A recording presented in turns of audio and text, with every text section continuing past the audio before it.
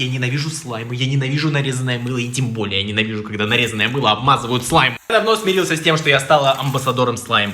Что какое бы видео разговорное я не снял в ТикТок, все равно найдется человек, который снимет под этот голос, как мнет слайм, и наберет больше просмотров, чем я. Но вот что я реально не могу понять. Хорошо, что ты слайм. Что это? Это приятности, это комплимент? Жаль, что ты не слайм. Тогда это оскорбление или что? О нет, он растекся, он Владислайм. Владислайм.